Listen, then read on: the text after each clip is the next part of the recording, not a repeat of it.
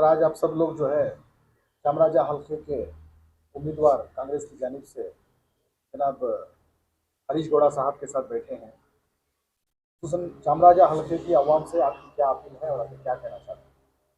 अस्सलाम वालेकुम रहमतुल्लाहि बरकातुहू।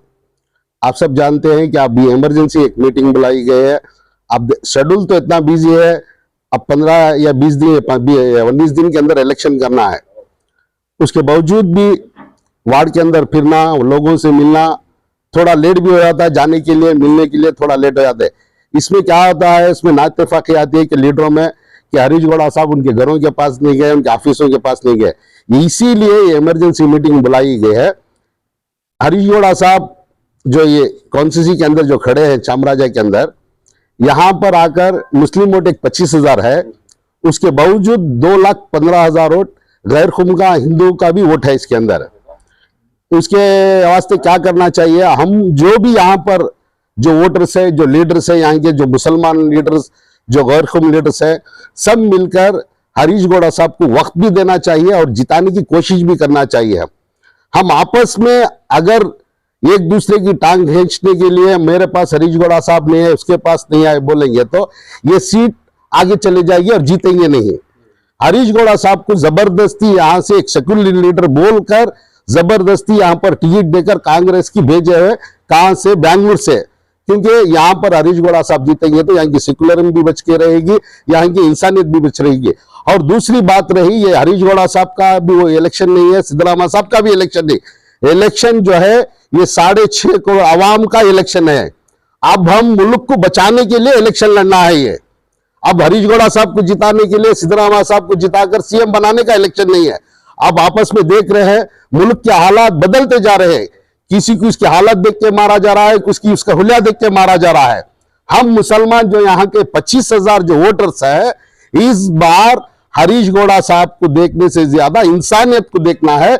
6.5 करोड़ आवाम के लिए हम उसकी तरक्की के लिए सोचना है। अगर हम ये नहीं सोचकर, अगर हरीश गौड़ा साहब हम बार बार हमारे पास नहीं आए ये सोचकर गुस्सा करना, ये हमारी बेवकूफी हो जाएगी। इस बार का जो इलेक्शन है ये बड़ा चुनौती हुआ इलेक्शन है। इसे जिताने के लिए चाहे हमारे कुछ भी करना पड़े, हरीश गौड़ा साहब को जिताना हमारी एक जिद है ये। क्योंकि आप देख रहे हैं बीजेपी के अंदर, आरएसएस के अंदर आज ये तक पता चल गया है, जेडीएस जहां जहां कांग्रेस के कैंडिडेट जीत रहे हैं वहां जेडीएस का वीक कैंडिडेट डालकर बीजेपी को सपोर्ट करने की भी बात आगे आ गई है। इसीलिए हम मुसलमान पूरे जहां भी हम हैं वहां सिर्फ मुसलमान का वोट नहीं चाहिए हमारे को, जो गैर भाई है हमारे एरिया के अंदर। जैसा कि आप सब जानते हैं, ये बार बार मुसलमान वोट ये दिमाग से काट देना चाहिए। जैसा कि हमारा मंडी मोहल्ले के अंदर 40,000 वोट है, वहां पर 20,000 मुसलमान वोट है, 20,000 गैर खुम का वोट है। हमें मुसलमान का वोट के साथ साथ गैर खुम का वोट भी हरीश गौड़ा साहब को दलाने की कोशिश करना चाहिए। सिर्फ हम मुसलमान के वोट के पीछे पड़ेंगे तो वो लोग खराब समझेंगे। हमें ये एकता का मिसाल देना है, गंगा जमुना की तहजीब को जिंदा रखना है। तो हरीश गौड़ा साहब को हम इस बार 30 या 40,000 लीड से इलेक्शन जिताने के वास्ते खड़े हो जाना चाहिए। ये हरीश गौड़ा साहब का इलेक्शन नहीं है, ये पूरी आवाम का इलेक्शन है, पूरी कर्नाटका की आवाम का इलेक्शन है। अगर इस बार हिंदुस्तान, हमारी कर्नाटका की 1 करोड़ मुसलमान वोट को डिवाइड अगर कर दी तो मैं चैलेंज से कहता हूं यहां पर दोबारा फिर से बीजेपी बैठ जाएगी। अगर हम पूरे मुसलमान सेकुलर लीडर जैसे हरीश गौड़ा साहब के जैसे कांग्रेस के अंदर खड़े हैं, हम ये पार्टी वो पार्टी नहीं देखना, दूसरे तीसरे पार्टियां बहुत खड़े हुए हैं, वहां भी आकर मुसलमान का वोट लेकर डिवाइड कर मुसलमान का वोट छोड़कर सिर्फ बीजेपी को लाने की साजिश चल रही है। ये साजिश को खत्म करने के लिए यहाँ के मैसूर के जिम्मेदारान, जैसे कि आप सब जानते हैं, मेरे दोस्त अब्बास भाई, बाबू साहब, हमारे जगमारक जुबेर भी, हमारे उमर भी, हमारे खैसर भी, सोहेल भी, सब हमारे सब बैठे हुए, इनको भी ये फिक्र है कि अब आइंदा फिर ये पार्टी ना आ जाए कि यही जुल्म मुसलमानों के ऊपर, दूसरे के ऊपर, दलितों के ऊपर ये जुल्म ना हो जाए। इस चिंता के अंदर हम हरीश गौड़ा साहब को 1 घंटे से इसीलिए जपने के बैठे हैं कि एक मैसेज ये जाए कि सेक्युलर लीडर कहीं भी कर्नाटक के अंदर 224 कॉन्स्टिट्यूंसी के अंदर जैसे हमारे हरीश गौड़ा के जैसे कोई भी लीडर अगर सेक्युलर खड़े हैं तो उनको वोट देकर जिताकर कामयाब करेंगे तो ये मुसलमानों की बहुत बड़ी कामयाबी होगी और इंसानियत का हिंदुस्तान के अंदर पहला पैगाम। जैसे कि आप जानते हैं हमारी 4% रिजर्वेशन जैसा छीनी गई है, ऐसे लीडरों को लाएंगे, सेक्युलर लीडरों को 8% छीन के लाने की हम ताकत रखने की कोशिश करेंगे इंशाल्लाह। सर, आप जिस तरह बताए कि मुसलमानों को एक होकर मुत्तहिद होकर वोट डालना है, आज जो है एक्स कारपोरेटर, साबिक कारपोरेटर जनाब सुहेल बेग की जानिब से जो है इन्हीं के हलके में आज़ादाना उम्मीदवार के तौर पर उन्होंने नॉमिनेशन फाइल किया गया है, इसको लेकर आप क्या कहना चाहते हैं? देखो, सुहेल बेग हमारा एक दोस्त है, इन्हों भी बहुत करीब से जानते हैं, हरीश अन्ना भी उसे बहुत साथ दिए हुए है। ऐसा नहीं है, उसके दिल में कुछ दुख आ गया है कि हरीश अन्ना टिकट ले लिए, 4-5 दिन हो गया टिकट लेके नॉमिनेशन कर दिए, आके मिले नहीं। हरीश अन्ना का मामला ऐसा रहता है, हमें 25,000 वोटर्स इधर हैं, उधर भी 40,000 वोटर्स है। हम समझदार होना चाहिए, हम बेवकूफ होकर काम नहीं करना चाहिए। आप 2 बार इलेक्शन लड़े हुए इंसान है, आपको ही मालूम है इलेक्शन क्या चीज है। ये पूरी कॉन्स्टिट्यूंसी के अंदर इलेक्शन लड़ना है, हमें वार्ड के अंदर लड़के हमारे को बहुत बड़ी परेशानी रहती है। हमारे को ये नहीं सोचना है कि हरीश गौड़ा साहब हमारे को लेट आके मिले, परसों आके मिले, तरसों मिले, नॉमिनेशन कल किए हुए हैं, आज फ्री हुए हैं, सबको मिल रहे हैं। चौक के अंदर जाएंगे, मंडी मोहल्ले के अंदर जाएंगे, मिशन हॉस्पिटल के अंदर जाएंगे, जहां जहां भी हिंदू हो मुसलमान हो, ये के कोर्ट के लिए भी हम जाके अपील करेंगे, उनको रिक्वेस्ट करके वोट डलाने की कोशिश करेंगे। आपस का मामला है, अगर सुहेल बेग को कोई पैसे देके बीजेपी वाला या दूसरा तीसरा खड़ा कर हरीश गौड़ा साहब को हराने की कोशिश कर रहा है, तो ये उनकी दिली तमन्ना बेकार की है, ये जाया जाएगी।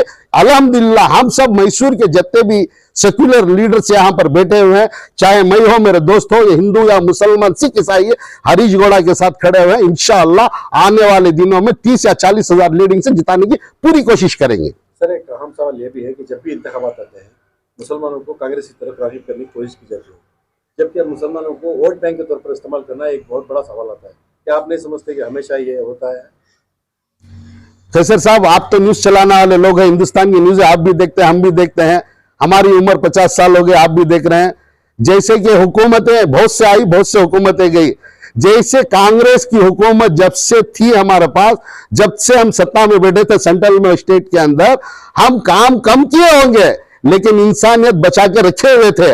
आज 10, 11 या 12 साल से हुकूमतें बदली हुई है। आप देखिए शरारत क्या है, हुलिया देख के मारा जा रहा है, कपड़े देख के मारा जा रहा है। हमारे ऊपर ही जुल्म नहीं हो रहा, दलितों के ऊपर भी जुल्म हो रहा, शेड्यूल कास्ट वालों के ऊपर भी जुल्म हो रहा। अगर जुल्म को दबाना है तो कर्नाटका के अंदर पहले कांग्रेस को लाना है, उसके बाद सेंट्रल के अंदर कांग्रेस को। अगर ये स्टेट हम जीत जाएंगे ना, इंशाअल्लाह आपको लिख के दूंगा मैं, सेंट्रल के अंदर भी 2024 के अंदर कांग्रेस हुकूमत करेगी, चाहे वो अलायंस होके चलाए या ये सिंगल होके, हमारी हुकूमत आएगी इंशाअल्लाह। सर, एक और बात यहाँ पे सबकी जिम्मेदार बैठे हैं, तो ये भी कंफर्म हो जाना, पूरी तरह से मुतमईन हो जाना कि अब जो सुहेल बेग साहब नॉमिनेशन करके ना, आप अपनी तरफ से कि भी इसे वापस ले लियो या नहीं तो आके बैठ के उसे खत्म करेंगे। नहीं अफसर साहब, अब भी चौक के अंदर हमारे बड़े बड़े बुजुर्ग हैं, उलमा इकराम है, हम अभी जाके किसी को मिले भी नहीं।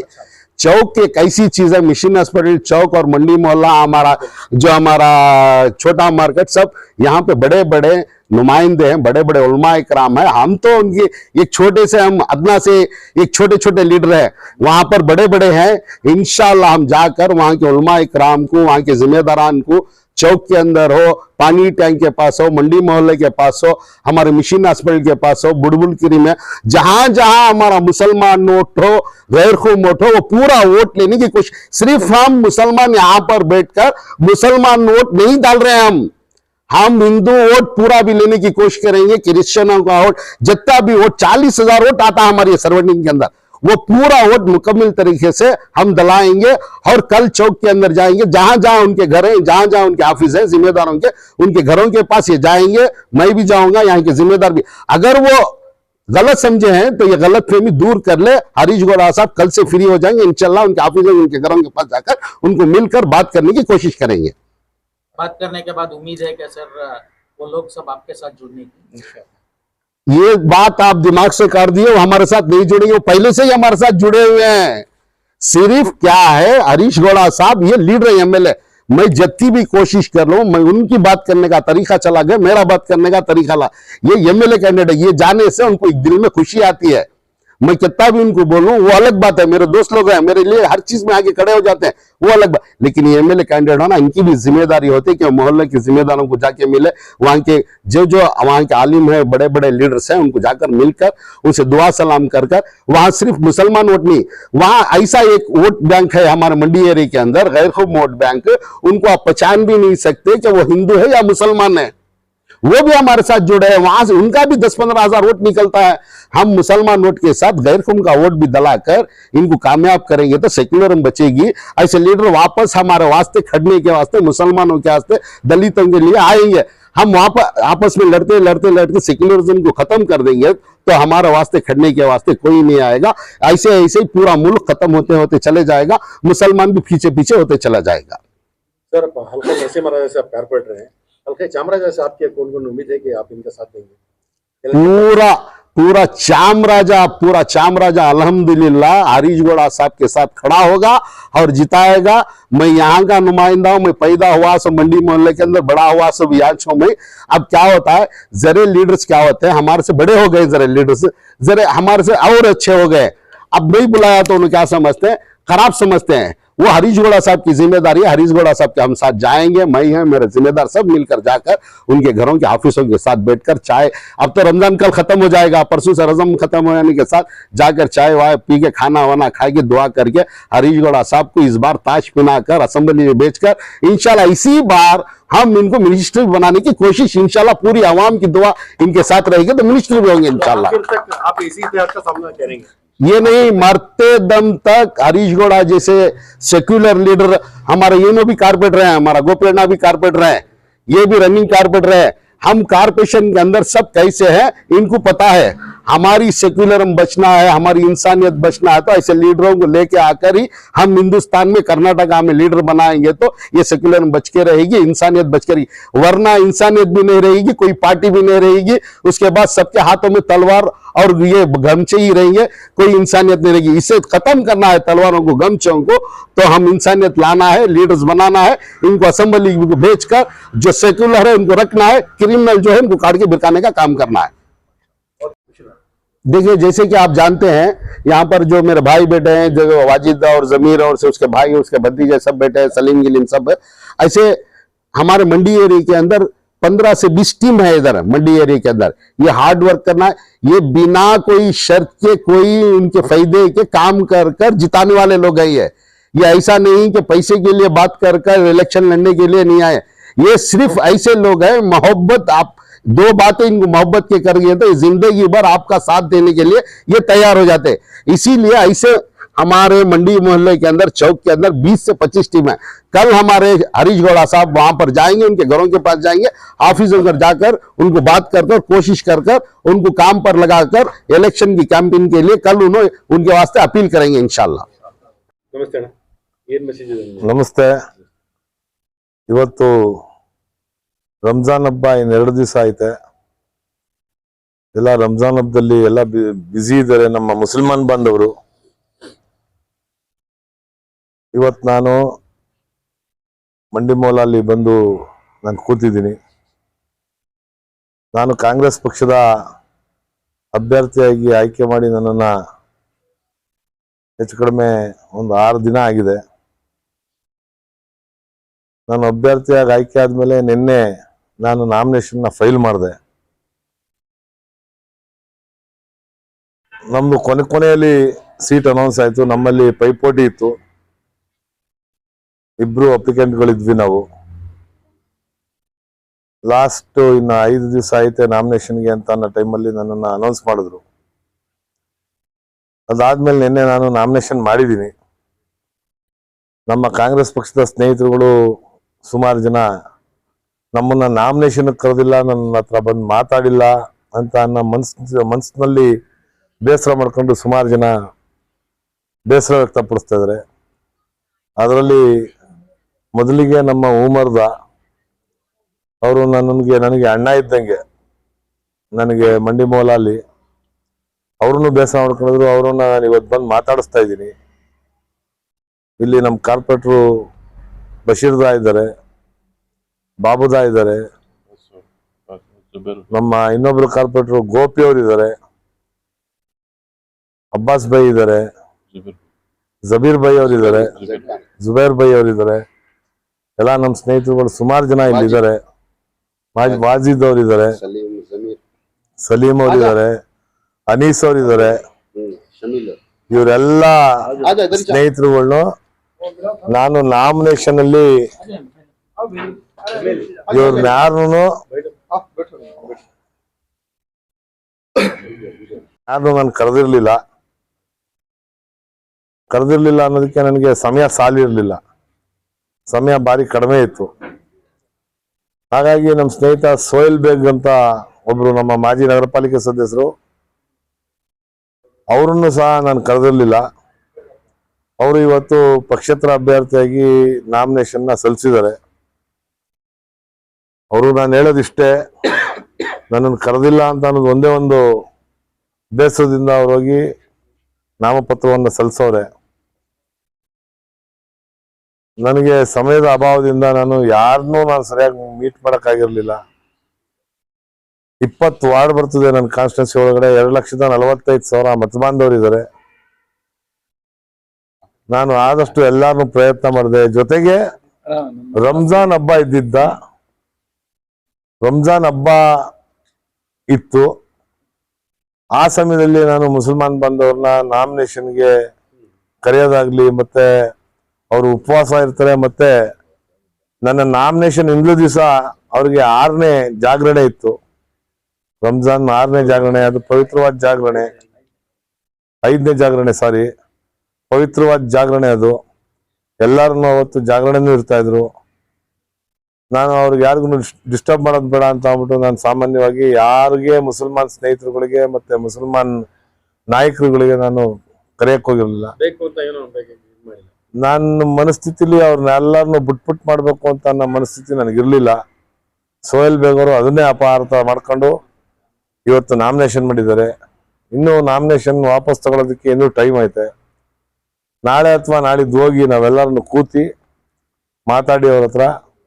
ಅಲ್ಲ, ನಮ್ಮ ಮಂಡಿಮಲ್ಲೂ ಯಜಮಾನರುಗಳಿದ್ದಾರೆ, ಮೌಲಿ ಸಾಬ್ಗಳಿದ್ದಾರೆ, ಮತ್ತೆ ಗುರುಗಳಿದ್ದಾರೆ, ನಮ್ಮ ಸರ್ಕಾಜಿ ಇದ್ದಾರೆ, ಮತ್ತೆ ಆ ಭಾಗದ ಯಜಮಾನರುಗಳು ಸುಮಾರು ಜನ ಇದ್ದಾರೆ. ಅವ್ರನ್ನೆಲ್ಲರೂ ಕರ್ಕೊಂಡು ಕೂರಿಸಿ ಮಾತಾಡಿಸಿ ಸೋಯಲ್ ಬೇಗ್ ಅವ್ರನ್ನ ಸಮಾಧಾನ ಮಾಡೋದ್ರಲ್ಲಿ ನಾವು ಪ್ರಯತ್ನ ಮಾಡ್ತೀವಿ. ಸಮಾಧಾನ ಆಗ್ತಾರೆ ಅಂತ ಅನ್ನೋದು ನನ್ನ ಭಾವನೆ. ವಾಪಸ್ಸು ಇವತ್ತು ತಗೊಳ್ಳುವಂತ ಪ್ರಯತ್ನಕ್ಕೆ ಏನೇನು ಮಾಡಬೇಕು ಅದೆಲ್ಲವನ್ನು ನಾವು ಮಾಡ್ತೀವಿ. ಮಾಡಿ ಅವ್ರನ್ನ ವಾಪಸ್ ತೆಗೆಸಿ ಚುನಾವಣೆಯಲ್ಲಿ ನಾವು ಸ್ಪರ್ಧೆ ಮಾಡ್ತೀವಿ. ಇವತ್ತು ಈ ಭಾರತ ದೇಶದಲ್ಲಿ, ಈ ಕರ್ನಾಟಕ ರಾಜ್ಯದಲ್ಲಿ ನಮ್ಮ ಬಶೀರ್ದಾ ಅವ್ರು ಹೇಳ್ದಂಗೆ ಏನು ಕೋಮುವಾದಿಗಳು ಈ ದಳ್ಳೂರಿಗಳನ್ನ ಹುಟ್ಟಾಕ್ತಾ ಇದ್ದಾರೆ, ಇವ್ರ ಸರ್ಕಾರ ಇದ್ದಾಗಲೇ ಇವೆಲ್ಲವೂ ನಡೆಯುವಂಥದ್ದು. ಅದನ್ನ ತಡಿಬೇಕು ಅಂತಂದ್ರೆ ಮುಸಲ್ಮಾನ್ ಬಂದವರು ಎಲ್ಲರೂ ಇದ್ರ ಪರವಾಗಿದ್ದಿ.